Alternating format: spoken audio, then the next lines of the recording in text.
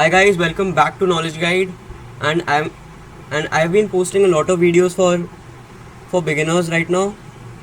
So this is just to help you guys. Like otherwise, if you don't have any interest in them, I also post advanced Python videos. You can also watch them. So, oh, it's not voting part 3. Sorry guys, it's for loop. So we are discussing for loop today. So let's begin. To start with, the for loop is just a simple loop in which you can give a value for which the loop will run. So let's say my value is 10. So I want to run the code 10 times and I want it to print the value of x for as many times it runs.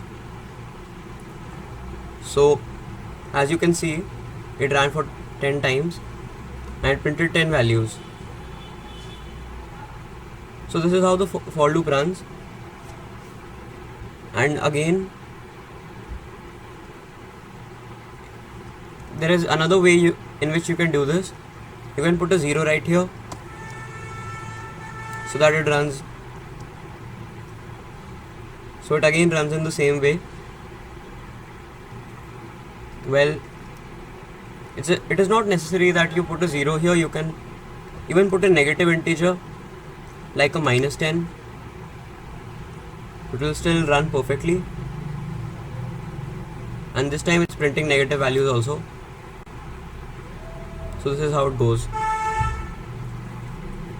And let's say I am putting positive values here. That also works perfectly. Let's say my value is 5.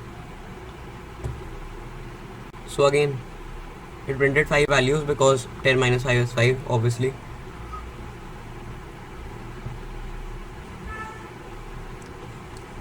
And then comes arrays. So it is not necessary that you put a range here. You can also put an array here. And I'm quickly going to declare an array here, which will be, let's say 1, 2, 3 and 4, right? So for x in array, so here the value of x is inside the array. So first of all, the for loop will give the value 1 to x, then 2, then 3, then 4. So let's see how this runs. So as you can see, 1, 2, 3 and 4. These are the same values that are kept here. So likewise, if you don't believe me, let's say I'm putting seriously random values. So it still runs like that. Well, obviously you can just simply print the array, but I don't do that because then it makes it a little untidy. So you can do this also. Then it prints simply like this. Okay. So the for loop is really simple in these ways. For example, you need to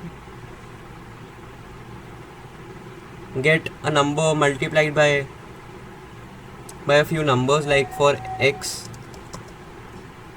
in, let's say, range y. Yeah, and I'm going to delete this right now, and let's say y is equal to 10. Okay, so here what will happen is,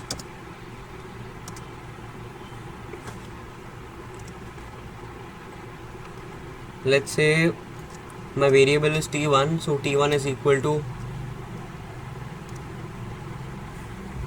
2y, 2 into y. Yeah,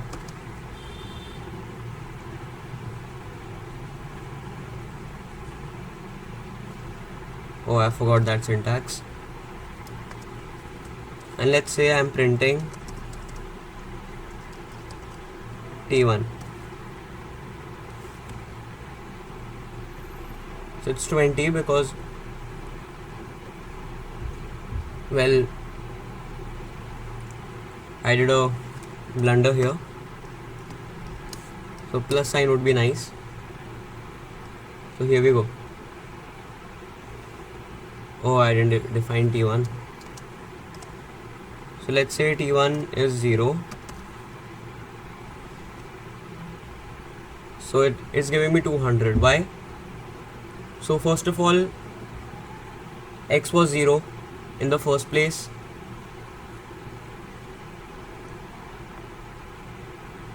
Okay, let's print x also. This is going to be made really easy for you guys. So when x was 0, like y was always 10. So 20 plus 0 will make it 20.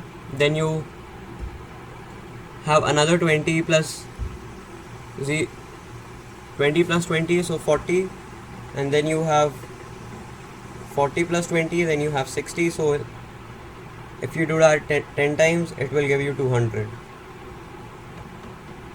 So you can put the for loop like this also. Okay, so I'm going to save this, and you can get the link in the description. And thanks for watching. So I hope you find it helpful, guys, and thanks for watching, and stay safe.